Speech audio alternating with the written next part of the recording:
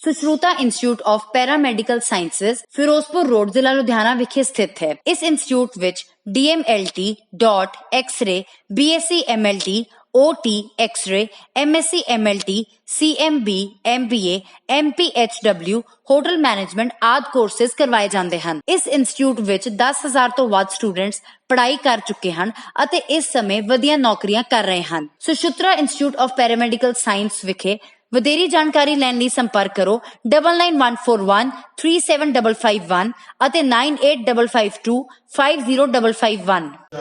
ईशा जी के साथ जो पिछले लंबे समय से उन स्टूडेंट्स को एक नई जिंदगी दे रहे हैं जो मेडिकल के प्रोफेशन में, चाहे वो एक्सरे के कोर्सेज हो, चाहे लेबोरेटरी के हों, और मेडिकल के जो कोर्सेज हैं उनके साथ लोगों को एक नई जिंदगी दे रहे हैं। मैडम, आपका स्वागत है हमारे स्पेशल शो में। नमस्कार। हाँ जी, मैं पिछले 18 साल से हमारा ये इंस्टीट्यूट है Sushruta institute of paramedical sciences, जो सिप्स के नाम से जाना जाता है। लुधियाना में ये इंस्टीट्यूट है। इसमें 10,000 से ज़्यादा स्टूडेंट पास होकर निकल चुके हैं, जो कि बहुत बड़े बड़े हॉस्पिटल्स में जैसे दिल्ली, चंडीगढ़ और लुधियाना के SPS, फोर्टिस और 800 हॉस्पिटल ऐसे हैं जिसके अंदर वो वर्क कर रहे हैं। हमारे पास operation theatre technician, OT technician जिसे कहते हैं, OT टेक्नीशियन, इसके अलग अलग ब्रांचेस हैं जैसे कि डायलिसिस टेक्नीशियन होता है, कैथ लैब टेक्नीशियन होता है, एक्सरे टेक्नीशियन, ड्रिप के कोर्स है, diploma in radio imaging technology, और इसके साथ हमारे एक्सरे के कोर्सेज हैं। इसमें ड्रिप के अंदर हमारे पास एक्सरे टेक्नीशियन, CT, MRI, अलग अलग तरीके के कोर्सेज होते हैं। लैब टेक्नीशियन, BSc होती है, डिप्लोमा होता है, MSc भी हम करवाते हैं, और इसके बाद बच्चे PhD तक जाते हैं।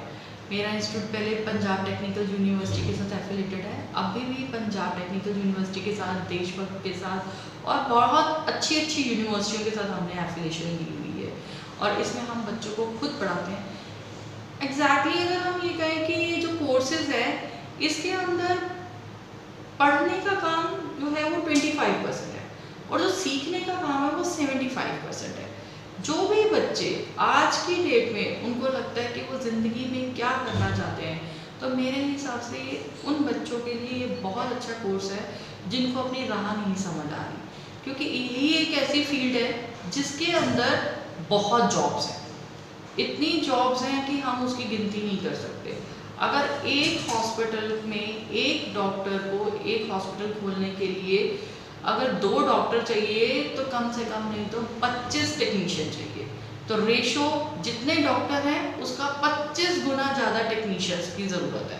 तो अगर हम ये सोचते हैं कि एक हॉस्पिटल है उसमें 10 डॉक्टर हैं, तो आप लगा लीजिए वहाँ पर हमें किस हिसाब से टेक्नीशियन चाहिए होंगे, और जो टेक्नीशियंस हैं वो इतना अच्छा काम कर सकते हैं, इतना अच्छा काम सीख सकते हैं, जैसे कि वो ICU, आज कोविड के डेज में हमारे कई टेक्नीशियंस ऐसे ऐसे हॉस्पिटल्स में काम कर रहे हैं जहाँ पर हम सोच भी नहीं सकते कि कोई जाने को तैयार होगा, लेकिन हमारे स्टूडेंट्स वहाँ पर भी जाकर काम कर रहे हैं। और फिर अगर हम देखते हैं एक लैब टेक्नीशियन, लैब के कोर्स में अगर एक हॉस्पिटल में एक लैब बनती है तो उसके अंदर कम से कम सुबह, शाम, रात को अगर हम काउंट करें तो 8 से 10 टेक्नीशियन लैब के चाहिए, 3 से 4 टेक्नीशियन एक्सरे के चाहिए, 2 से 3 टेक्नीशियन CT के चाहिए, MRI के चाहिए, और OT टेक्नीशियंस तो आप ये लगा के चलिए अगर जिसकी भी OT यूटिलाइजेशन OT बहुत चलता है तो कम से कम 10 से 12 हमारे स्टूडेंट्स वहाँ पर जॉब कर सकते हैं। और अगर आप हम इस चीज़ का डाटा देखते हैं तो पहले क्या होता था कि गवर्नमेंट जो थी वो अपने एम्प्लॉय को कहती थी कि मेडिकल के स्टूडेंट ही आए, लेकिन डिमांड इतनी ज़्यादा बढ़ चुकी है कि अब नॉन मेडिकल को भी अलाउ किया जा रहा है कि वो इसकी पढ़ाई पढ़ें, क्योंकि इसके अंदर पढ़ने से ज़्यादा सीखने का काम है। और हम डिफरेंट हॉस्पिटल्स के अंदर अपने स्टूडेंट को पढ़ाई भी करवाते हैं और वहाँ जाके सिखाते भी हैं, जिसके कारण उनकी बहुत अच्छी जॉब्स होती हैं। मतलब कोरोना का एपिडेमिक्स जैसे है और उसमें हम देखते हैं कि बहुत सारी जॉब्स लोगों की चलेगी जो प्राइवेट जॉब भी करते थे। क्या कहना चाहेंगे कि ऐसी जॉब जिसके लिए लोग ढूंढ रहे थे कि हमें कोई ना कोई पैरामेडिकल स्टाफ का, चाहे वो रिटायर भी हुए थे, उनको भी गवर्नमेंट ने भी और प्राइवेट हॉस्पिटल्स ने भी कॉल कर ली। क्या कहना चाहेंगे कि एक बंदा देखिए जैसे कोविड-19 का अब है तो हर घर में एक एक पेशेंट वाली बात तो हम सोच सकते हैं, क्योंकि इतनी बुरी तरह से ये फैला हुआ है। एक तो वो अपने घर वालों को इस चीज़ से भी बचा सकते हैं, और अपने सेल्फ मेडिकोज में भी जैसे है तो वो भी एक बेनिफिशियल रहता है। क्या कहना चाहेंगे कि ये कोर्सेज केवल इस चीज़ के लिए नहीं है कि वो बंदा अपने रोजी रोटी कमा रहा है या अपनी प्राइवेट लेबोरेटरी खोल के बैठ रहा है, उसके साथ साथ वो अपनी फैमिली को भी इसके साथ अटैच करके फैमिली का भी भला करे। बिल्कुल, देखो हमारे पास ज़्यादातर जो केसेस आते हैं, जो स्टूडेंट्स आते हैं, वो रूरल एरिया के आते हैं।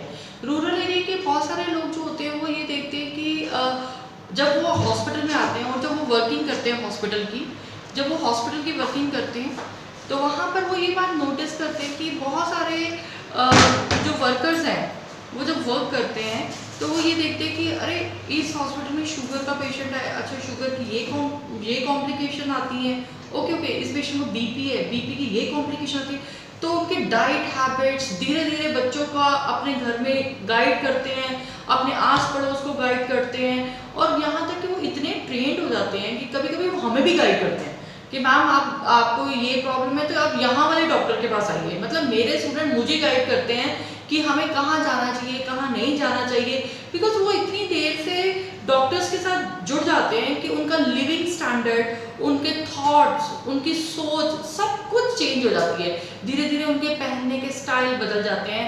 बहुत सारे बच्चे जब हमारे पास आते हैं तो हड्डियां का डॉक्टर या अखां का डॉक्टर कहते हैं, धीरे धीरे उनको समझ आता है कि इसके इंग्लिश के वर्ड्स क्या हैं, वो कन्वर्ट होते जाते हैं। हम नहीं उनको सिखाते ऐसा कुछ, लेकिन उनका जो एक्सपीरियंस है, वो जो जिन डॉक्टर्स के साथ बैठते हैं उनके साथ उनके वर्ड्स चेंज हो जाते हैं, उनके बात करने का सलीका चेंज हो जाता है, उनके पहनने का स्टाइल चेंज हो जाता है। कई बच्चे जाते हैं हमारे कान में बाली पहनी हुई है या उन्होंने बालों को बहुत स्टाइल किया, धीरे धीरे जब देखते हैं कि हॉस्पिटल में ये चीज़ें नहीं पसंद करते तो उनके डिसेंट होने के तरीके हम खुद नोटिस करते हैं।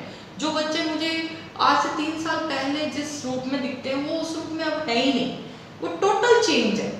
उनके अंदर जो नर्मता आ चुकी है, जो उनके अंदर व्यवहार में जो चेंजेस आ चुके हैं, उसका मैं अंदाज़ा ही नहीं लगा सकती। और मैं इसीलिए कहती हूँ कि ये अगर हम एक घर में एक डॉक्टर नहीं हो सकता, एटलीस्ट एक टेक्नीशियन होना बहुत ज़रूरी है, जिससे कि घर के अंदर के अपने बड़ों को, अपने खाने के स्टाइल को, अपने रहने के स्टाइल को वो आगे ले सके, अच्छा ले जा सके। मैडम, जैसे आज जो पंजाब की अगर हम पर्टिकुलर जहाँ पर हम बैठे हुए हैं बात करें, तो यहाँ का बहुत सारा जो यंग ब्लडर्स हैं वो प्लान कर रहे हैं।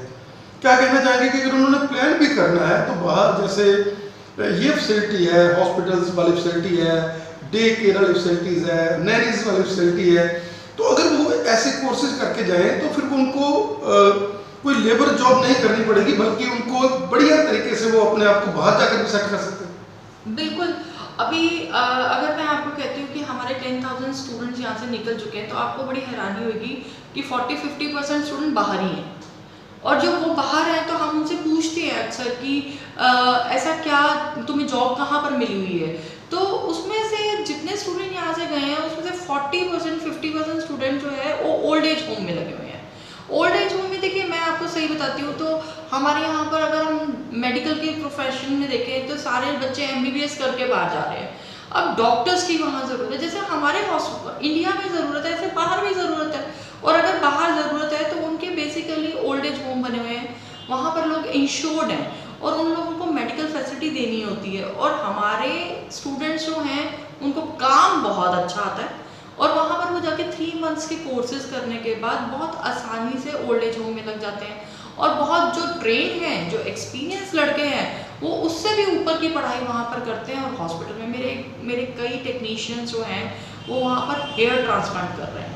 अब हेयर ट्रांसप्लांट कर रहे हैं, नेपाल के अंदर उन्हें हेयर ट्रांसप्लांट कर रहे हैं, वो कनाडा में हेयर ट्रांसप्लांट कर रहे हैं। और मैं बहुत हैरान हूँ कि इतना हम सोच भी नहीं सकते थे कि बच्चे आगे निकल जाएंगे, लैक्स में कमा रहे हैं और आई एम वेरी हैप्पी।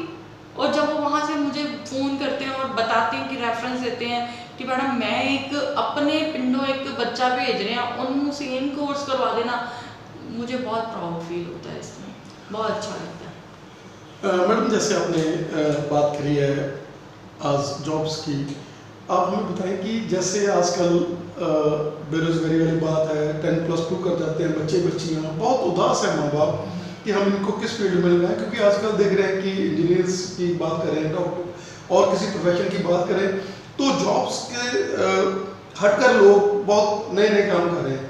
क्या कहना चाहेंगे कि अगर कोई 10+2 या 10 करता है या ग्रेजुएशन भी करी हुई है जिन लोगों ने, अगर वो ये कोर्सेज करें तो क्या जॉब की भी ज़्यादा चांसेस रहते हैं? 70-80% हम सोचें कि उसके चांसेस रहते हैं। सर मैं तो ये कहूँगी आप 100% सोचिए, क्योंकि जिस चीज़ की बाहर डिमांड इतनी है, जिस चीज़ की इंडिया में इतनी डिमांड है, अगर आप एक बच्चे को 12वीं करने के बाद उसको ग्रेजुएशन कराते हैं, 3 साल वो BA BCom करता है और 3 साल के बाद वो अपना CV लेके एक जॉब पे जाता है, रिसेप्शन की जॉब पे जाता है या किसी कंप्यूटर ऑपरेटर की जॉब पे जाता है। मैं ये नहीं कह रही कि वो कोर्सेज अच्छे नहीं हैं, उसकी भी ज़रूरत है, लेकिन अगर हम ध्यान से देखते हैं 3 साल के अंदर जो एक टेक्नीशियन है वो इतना तैयार हो जाता है, बिकॉज मैंने आपको शुरू से बताया कि हमारे पढ़ाई का काम कम है और सीखने का काम ज़्यादा है। 3 साल में वो इतना अपने ऊपर डिपेंड कर लेता है डॉक्टर को कि उसकी जॉब कभी खतरे में नहीं हो सकती। इवन डॉक्टर्स में तो कई बार डॉक्टर्स ये भी देखे हैं कि अगर उसका टेक्नीशियन छुट्टी पे तो वो केस को अगले दिन पोस्टपोन कर लेते हैं, क्योंकि उनको पता है कि इस टेक्नीशियन के साथ मुझे केस करने में बहुत आसानी होती है। और मैं आपको एक बात बताऊँ, जॉब उस हर बच्चे के लिए है जो काम करने को तैयार है, क्योंकि हर जगह आप देखेंगे काम करने वालों की ज़रूरत है। मतलब आप ये देखिए कि अगर हम ये कहें कि भाई पढ़ लें, पढ़ना एक अपनी जगह पर है, पढ़ाई लिखाई कभी वेस्ट नहीं जाती, लेकिन काम करने वाले बच्चों की ज़रूरत है। अब वो काम चाहे OT टेक्नीशियन हो, लैब टेक्नीशियन हो, एक्सरे टेक्नीशियन हो, कंप्यूटर ऑपरेटर हो, किसी भी फील्ड में, क्योंकि काम किए बिना पैसा नहीं मिल सकता। और आज अगर आप कोविड में भी कहते हैं तो सर मैं आपको सच बता रही हूँ, सारे हॉस्पिटल में शॉर्टेज है, सभी हॉस्पिटल में अच्छे बच्चों की शॉर्टेज है। कोई मेरे पास आए, मैं उसको 3 महीने में तैयार कर सकती हूँ और काम करें। कोई बच्चा अगर ऐसा कहता है कि हम कमा नहीं सकते, तो ये गलती है। अब बहुत कोर्सेज हैं, बहुत पढ़ाई लिखाई है, बहुत ऐसे लोग हैं जिनको काम करने वालों की ज़रूरत है सर। ईशा जी, आप तो एक बहुत बड़ा नेटवर्क है, एक बड़ी किताब है, और हम इस चैनल के माध्यम से अपने दर्शकों को ये कहना चाहेंगे कि अगर आपके बच्चों ने 10+2 या 10th की है, कोई भी कोर्स आप करना चाहते हैं, तो जैसे निशा जी ने आपको बताया, नीचे फ़ोन नंबर भी चल रहे हैं, आप इनके वेबसाइट पे जाकर भी सब कुछ चेक कर सकते हैं। तो आप एक बार ज़रूर आएँ और देखें और इन कोर्सेज के साथ अपने बच्चों को और अपने को एक नई ज़िंदगी दें। आपका ईशा जी बहुत बहुत धन्यवाद। Thank you very much, thank you.